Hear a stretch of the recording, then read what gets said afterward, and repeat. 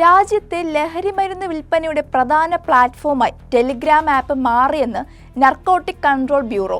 NCBയുടെ വാർഷിക റിപ്പോർട്ടിലാണ് ഇത് സംബന്ധിച്ച ഗുരുതര വെളിപ്പെടുത്തൽ.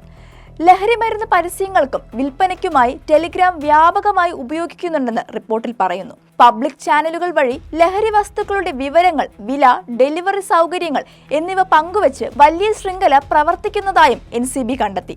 മ്യാൻമാറിൽ നിന്ന് വടക്കുകിഴക്കൻ അതിർത്തികൾ വഴി വൻതോതിൽ ലഹരിമരുന്ന് ഇന്ത്യയിലേക്ക് ഒഴുകുന്നതായും റിപ്പോർട്ടുകൾ ചൂണ്ടിക്കാട്ടുന്നു. ഈ കടത്തിന് സായുധ ഭീകര സംഘങ്ങളുമായി ബന്ധമുണ്ടെന്നാണ് NCBയുടെ വിലയിരുത്തൽ. അതേസമയം ഹെറോയിനേക്കാൾ 500 ഇരട്ടി വീര്യമുള്ള നെറ്റിസിൻസ് എന്ന പുതിയ സിന്തറ്റിക് മയക്കുമരുന്ന് രാജ്യത്തിന് വലിയ ഭീഷണിയാകുന്നുവെന്നും റിപ്പോർട്ടിന് മുന്നറിയിപ്പ് നൽകുന്നു. നീറ്റ് ചോദ്യപേപ്പർ ചോർച്ചയുമായി ബന്ധപ്പെട്ട വിലക്ക് അവസാനിച്ചതിന് പിന്നാലെയാണ് ടെലിഗ്രാമിനെതിരെ ലഹരിമരുന്ന് കടത്തുമായി ബന്ധപ്പെട്ട പുതിയ ആരോപണങ്ങൾ NCB റിപ്പോർട്ടിലൂടെ ഉയർന്നിരിക്കുന്നത്.